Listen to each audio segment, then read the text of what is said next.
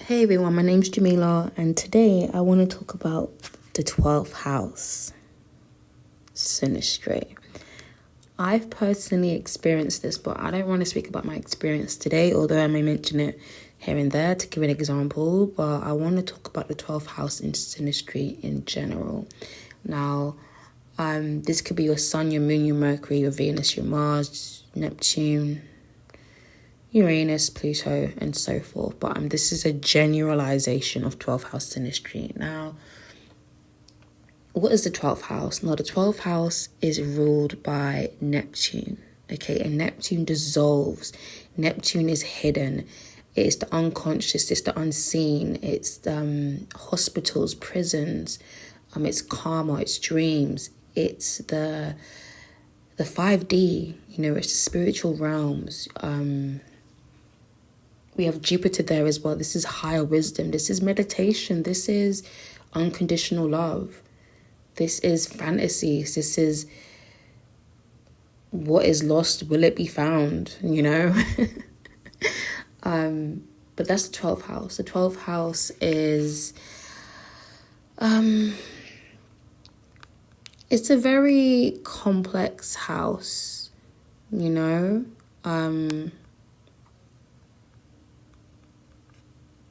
that's pretty much, it's endings as well. It's healing, and again, like I said, it's things that are unseen. So this is things, this is people, this is thoughts, this is behaviors, this is addictions, because addictions can be hidden at times. You may not know that someone has an addiction because they present themselves so well, for example. All right. Now, when someone's moon, this is your emotions. All right. So it all depends on how the moon's aspected and what sign the moon is in, because it will play out differently. If the moon is fallen and it's in Scorpio, it will play out differently than it would if the moon was in Taurus, where it's exalted, for example. Okay, so with the moon being here, it's more easier because there's no ego involved. Although, one being cold might pertain to someone being egotistic, but that's completely two different things, But the sun is the ego. It represents the ego at times, So if someone's sun is coming into your 12th house, remember, the sun is bright. The sun is always shining. Although we may not be able to see it with our eyes, physical eyes, the sun is out there, So when you have someone's sun coming into this hidden place, they can see things that you cannot see, and this is why, oh my God, all right. This is why when you're an individual that has certain behavioral patterns that are like creating issues in your life that you're completely unaware of, going to a therapist is so ideal and so beneficial, because they will help you to identify and pick out these behavioral patterns so that you don't sabotage, or you're not in this loop of creating problems for yourself. This is why some people, when they have someone's moon going into their 12th house, or their sun, or their Mercury, or their Venus, it'll play out differently, according to the planet and what it's in and so forth. But this is why sometimes you can feel like the person's therapist or their doctor, or, because you're constantly like attending to them, So anyway, you will think about this person all the time, this person that falls into your 12th house, and vice versa. The 12th house person will never forget you. Now, please bear in mind that this may be overbearing for either person. It can be overwhelming, and if you're someone that has heavy Neptune aspects, or you've got Pisces in your chart, or you're Pisces rising, or moon, or sun, or have a stellium in Pisces, then you're more familiar with this hazy, foggy energy. But to Someone that doesn't, it can be very overwhelming and it can be uncomfortable, because having someone shine a light on these unconscious patterns, on these subconscious behaviors that play out in all of our lives, it can be uncomfortable, you know? Especially if we're at a life, especially if we are at a place in our lives where we're not ready to unpack what we have not attended to yet. You know, it's like you having a suitcase. You come from a holiday and you're not ready to unpack, but then someone unpacks it for you and you're like, what are you doing? I don't know where I'm going to put that. I don't have space for that.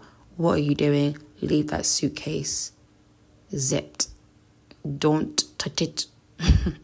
Don't touch it. Okay? So now straight away this is the thing too, you know, the 12th house can be our hidden enemy. So this could be a friend where, for example, everything you do, you notice them copying you and you're thinking like, what's wrong with this person? This person could be trying to be like you to the point that they try and take over you, you know? They become envious of you, jealous of you, you know, a hidden enemy. You know, this could be someone that manipulates you, or this could be a therapist where they are not acting in accordance to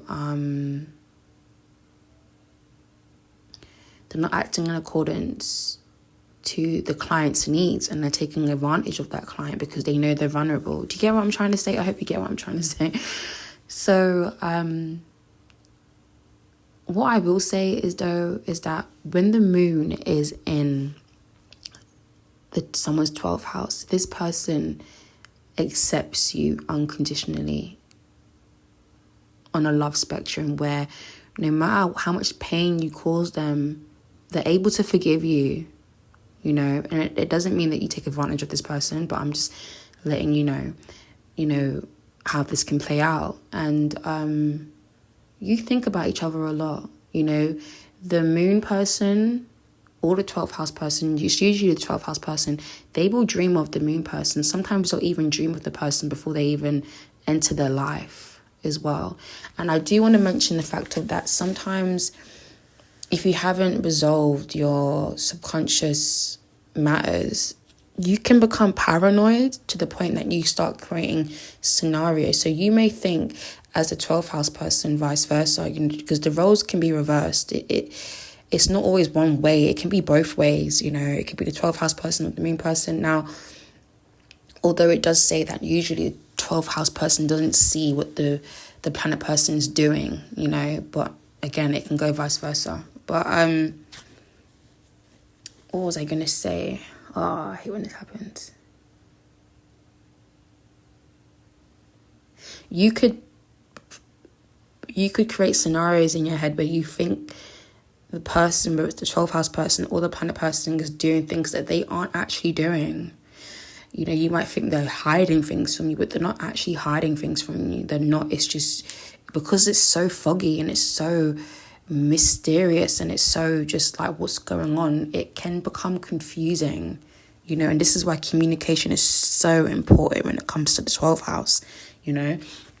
Again, but this could also mean affairs. Like you could be having an affair with someone that with their moon or their Venus in your 12th house. This could be an affair that's happening at work or in a marriage, or do you get what I mean? It just all depends, you know. But usually the moon person or the planet person will withstand all that's happening, you know, because the 12th house person, they're not aware, you know, of how irrational they can be at times, you know, how reckless they can be at times, how uncaring they can come across, because they can drain the planet person for sure because they're so unaware. But again, this is why communication is paramount in this situation, because sometimes texting someone that you have 12th house synastry with is not the best idea. Even talking over the phone is not the best idea. I would advise, if you have 12th house synastry with someone and you're having a lot of miscommunication and misunderstandings, is to communicate face to face. So this person can see you, they can look at you and feel and filter out the energy between you and them. But being the moon or the sun individual now, if you're the sun, for example, you need to be careful with what you're saying, because with you being in the most fragile, sensitive part of someone's chart, what you say to them will hit them 10 times harder than the average person. You know, it really wounds them, especially if you're being quite harsh with your words as well. And maybe they need to hear this, you know, maybe they do. But regardless, it will hit them harder than the average person, because it's like touching a wound with sea salt. You know, it's going to sting, even though you're trying to clean the wound, you know, with the salt water. You know, it's going to sting, but I hope you get what I'm trying to say. Yeah, but this is there's so much I could say, you know, especially when it comes to being intimate with this 12th house person. There will be a lot of intimacy, a lot of intimacy, kissing, hugging, rubbing, sex, crying together, telling each other your deepest, darkest secrets. But you might also find that you're quiet around each other. Like, you can't talk, you're intimidated, you're frozen, you can't move. It's weird. It's a very, you feel stuck, you feel unseen, you feel like you're invincible, you feel crazy, you don't want nothing to do with it. And regardless whether or not one person or the other doesn't say anything, deep down, you both feel this connection. You might not be able to make sense of it. And although you might feel unseen, or you feel like they don't see you or you don't see them, or whatever the case may be, trust me, whether they disclose it to you or not, something's going on with the both of you, whether you want to acknowledge it or not, is what I'm getting at. But yeah, you know, this person can blame me for a lot of things, because, oh, another thing too. Sorry. That was funny. Sorry. Oh, damn. Snap. What was it? You might have a past life with this person. Sorry. So all these feelings and all these thoughts, it might be things that have been left unsaid, undone, that you're continuing now. So maybe they cheated on you, or they did things behind your back in the past life and it's coming up now. Or maybe they didn't. Maybe it's just your mind and you're losing it. You could be losing it. I've got to be honest with you. You know, it just depends. But I will talk about the 12th house again. I think what I'll do is I will talk about it with the planets, because if I generalize this, it's going to be all over the place. But I wanted to talk about it, the 12th house. It doesn't get spoken about enough, I feel. I've seen some things online, you know, but we'll talk about it. But until then, leave your comments, subscribe, like. It helps my channel to grow. But I really love sharing my knowledge with you guys and just helping where I can. So leave a comment, and if there's something you want me to talk about, leave it in the comments, especially regarding the 12th house. Leave a comment, and I'll see what I can do, you know. But all right, cool. Speak to you guys soon. Bye.